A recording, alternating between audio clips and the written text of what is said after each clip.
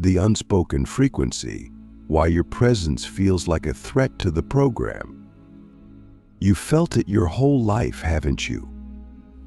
The way people shift around you, the way they glance, then glance away, the way their voices tremble when you speak truth they're not ready to hear, the way rooms feel heavier when you walk in, not because you bring darkness, but because you unveil it.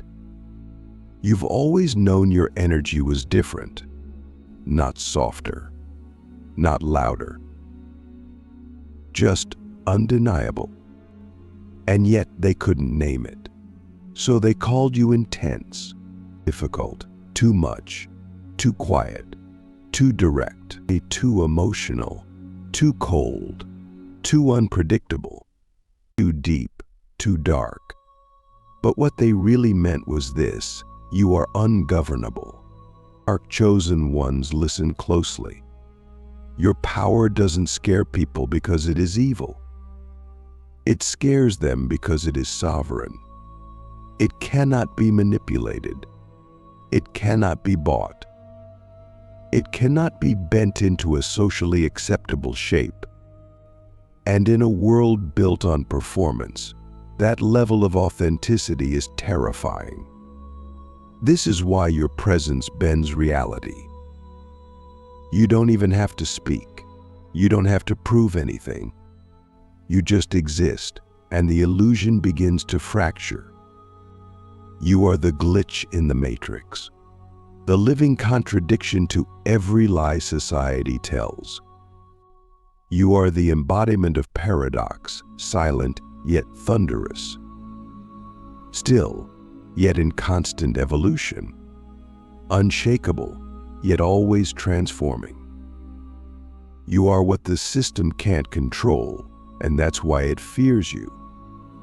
But here's what they never told you. You were meant to be feared not in the way tyrants are feared, but in the way truth is feared by illusion.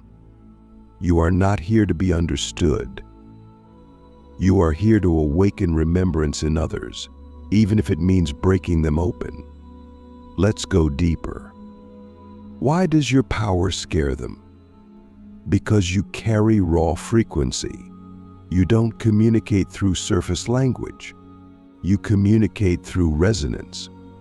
Your aura speaks before your mouth does. People feel your truth in their bones. And if they're not ready to meet their own truth, they'll run. They'll reject you. They'll label you. Not because you're wrong, but because you're correct in a way they can't yet process. You've always known things you weren't supposed to know. You felt betrayals before they happened. You sensed endings before they began. You walked into rooms and felt the hidden grief behind people's smiles. You weren't being paranoid. You were tuned in. You were never too sensitive. You were accurately attuned to the unseen. And what scared them most wasn't your shadow, it was your clarity.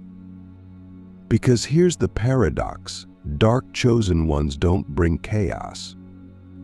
They bring exposure. And exposure feels like chaos to people who have built their lives on masks. You didn't disrupt the peace. You disrupted the performance of peace. You didn't cause discomfort. You revealed where it already lived. Let me ask you something that will shake your foundation. What if your entire life wasn't about surviving the judgment, but discovering that the judgment was proof of your role as a disruptor of illusion? We're not here to be palatable. We're here to be precise. We are not here to blend in. We are here to fracture false light, or burn down spiritual bypassing, to walk into temples built on ego and remind them that spirit doesn't require performance, it requires presence. And that presence, you carry it like a blade. But that blade doesn't destroy, it surgically removes what no longer serves the soul. And because of that, people either feel liberated or threatened in your presence. There is no middle ground. You don't attract neutrality. You attract truth or resistance, and both are sacred. But here's where it gets painful. You've probably spent years trying to soften your edges, trying to be more digestible, trying to shrink your power just enough so it doesn't intimidate. You've learned to apologize for how deeply you feel, how precisely you see, how fiercely you speak. And I'm here to tell you stop. Not because you need to be louder, but because the world doesn't need another polished performer.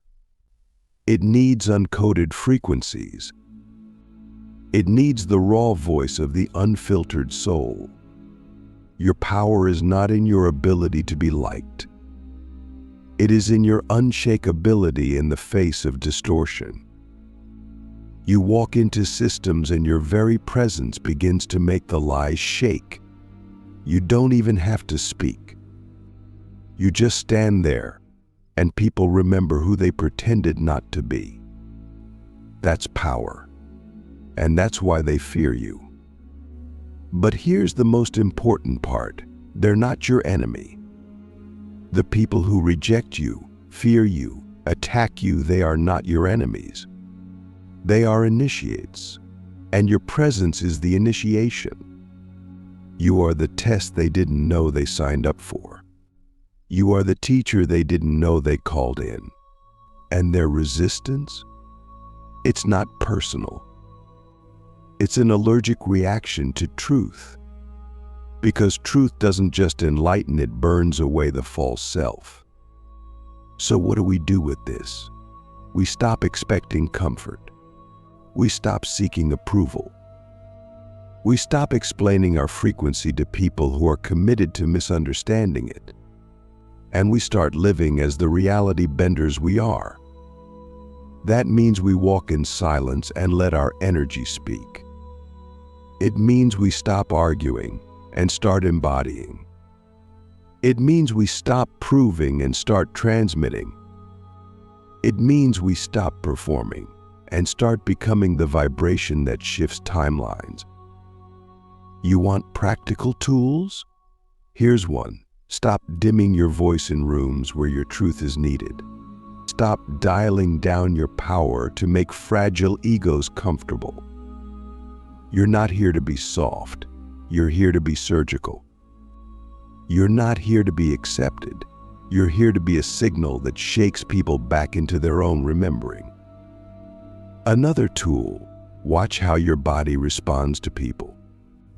If your stomach tightens, if your breath shortens, if your energy drops, that's not anxiety. That's energetic intelligence. That's your field saying, this space cannot hold your frequency.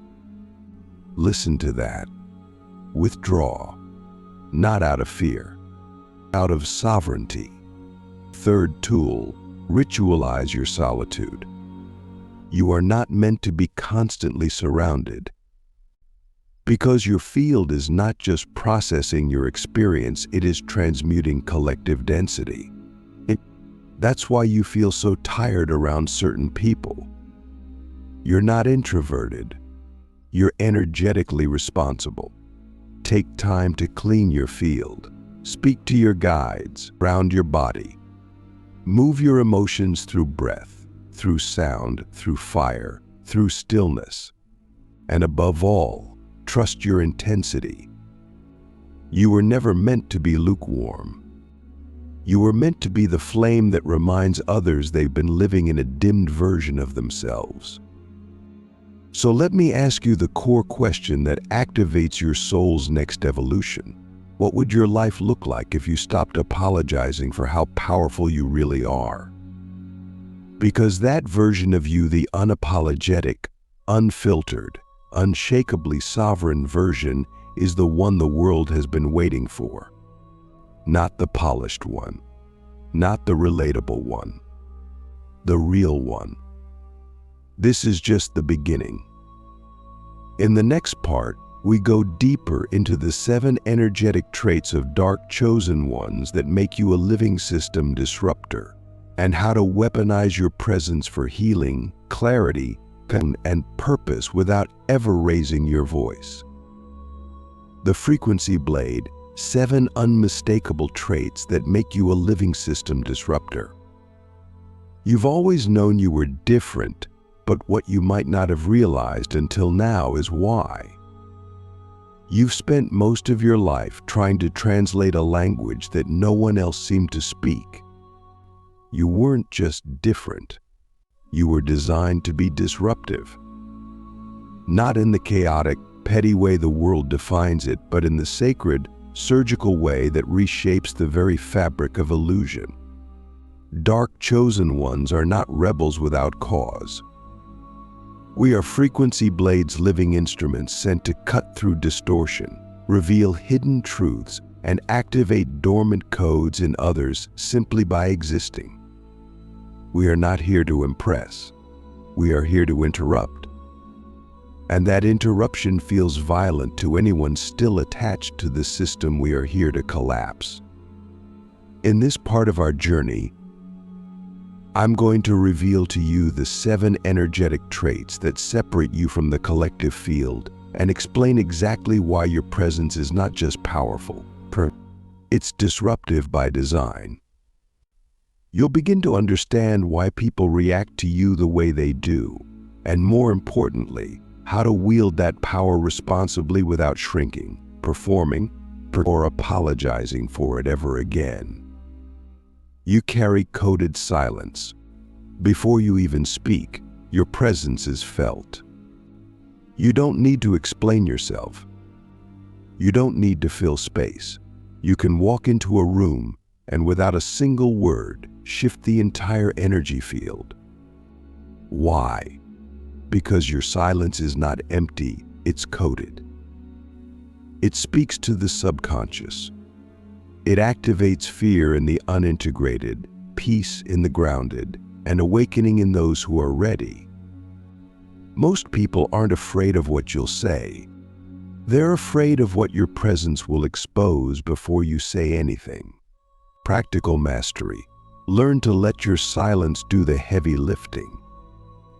If the energy is off, let it collapse on its own. You are not here to perform clarity. You are clarity. Trait 2. You speak in energetic precision. When you do speak, you cut through the noise like a blade through fog. You don't ramble. You don't sugarcoat. You don't explain your truth, you drop it. And when you do, people feel it in their bones. You may trigger tears, goosebumps, or resistance without raising your voice. Because your words are not just concepts, they're transmissions. You speak from the marrow, and people sense that. But here's the thing. Most people aren't ready to be seen that clearly. So they flinch. They doubt you. Or they try to discredit your knowing. Practical mastery. Don't dilute your words for comfort. Speak them with compassion, yes, but don't filter them to be liked.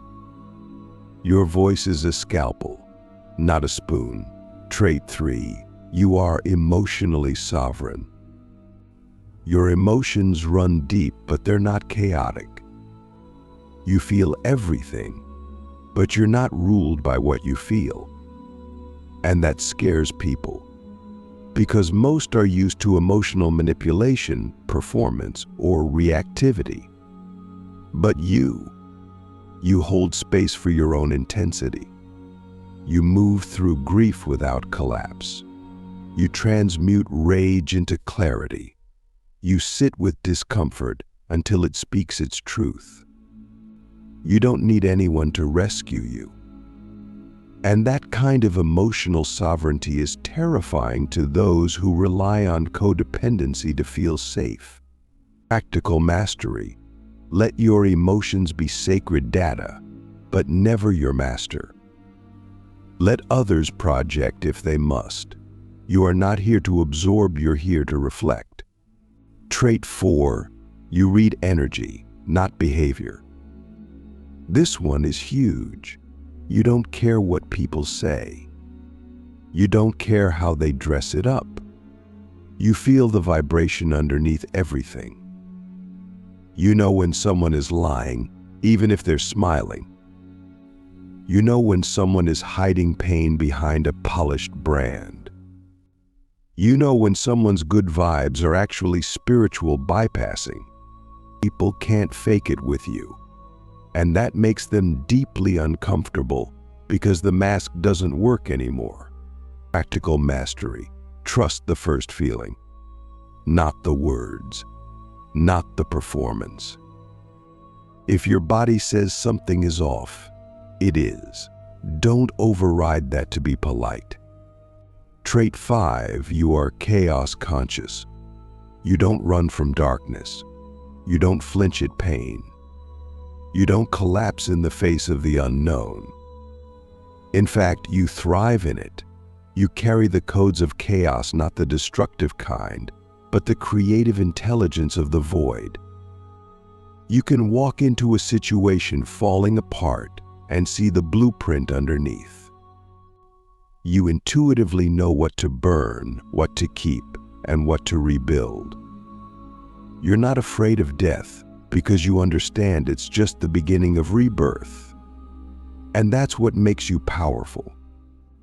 You bring order to the chaos not by controlling it, but by embodying it without losing yourself. Practical mastery. When things fall apart, don't panic. Stand still. Feel deeper. You are the eye of the storm, not the debris. Trait 6, you collapse time. Your presence speeds things up. People heal faster, break down quicker, or leave your life suddenly. Why? Because your frequency accelerates timelines. You bring people face to face with their own soul contracts. You awaken them to what they've been avoiding, and most of them aren't ready. That's why people come into your life and either evolve or exit. It's not that you're too much, it's that you're a portal, and portals don't keep people comfortable, they push them through thresholds. Practical mastery. Stop chasing longevity. Some meetings are meant to activate, not to last. Trust the impact, not the duration. Trait 7, you are a mirror of power unfiltered. This is the core. You don't mirror people's personalities. You mirror their potential, their power, their unlived truth. And that can be terrifying because most people are still hiding from their own greatness. When they see it in you, they feel either awe or envy, inspiration or threat. You don't even try to shine, it's just your nature. But because they haven't claimed their own light, they'll try to dim yours. That's why you attract both admiration and attack. Not because you asked for it, but because you reflect what they haven't accepted in themselves. Practical mastery. Let them project. Let them misunderstand. You are not here to be liked by everyone. You are here to be seen by those who are ready to remember themselves through you. Now take a breath and ask yourself this. If you fully accepted that your power was not a mistake, not dangerous, not too much but sacred technology designed to rewire the world, how would you walk from this moment forward? Would you still shrink? Would you still over-explain? Would you still apologize for being intense, deep, or clear? Because the truth is, you were never meant to be neutral. You were meant to polarize, to awaken, and to disrupt. To remind the world that there is a frequency so pure, so raw, so ancient it cannot be marketed, manipulated, or monetized. That frequency is you. This is your moment to stop fearing your reflection and start wielding it like the blade it was born to be. The Shadow Throne: how to build a legacy as a dark chosen one without ever apologizing again. You've walked through the fire. You've been misunderstood, misnamed, mislabeled. You've been called too much and not enough in the same breath. You've sat in silence while others tried to define you. But now, something has shifted. The veil has dropped, and you're no longer willing to live in reaction to the world's discomfort with your truth. You're not here to be tolerated. You're here to reign not over others, but over your own frequency. This is the moment where you stop asking how to fit in and start asking, how do I build my life as a living expression of my unapologetic power? Because that's what the shadow throne is. It's not a place of dominance, it's a posture of energetic sovereignty. It's when your inner world becomes so clear, so non-negotiable, so rooted in truth, that nothing outside of you can seduce you back into smallness. To build your legacy as a dark chosen one, you must stop building for applause and start building for alignment. That means every decision, from who you allow into your space, to what you create, to how you serve, must arise from resonance, not reaction. This is not about hustle culture. This is about energetic infrastructure. You build systems that carry your code without draining your essence. You create rituals that protect your genius. You stop leaking energy into people, projects, and platforms that don't reflect the frequency of who you truly are.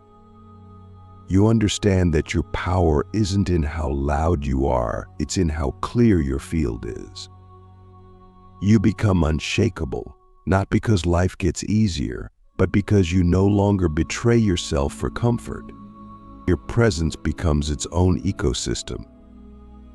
And when people step into it, they feel it immediately. This is not someone trying to be powerful. This is someone who remembered they always were. But to sit on the shadow throne fully, you must also release the wound of needing to be understood.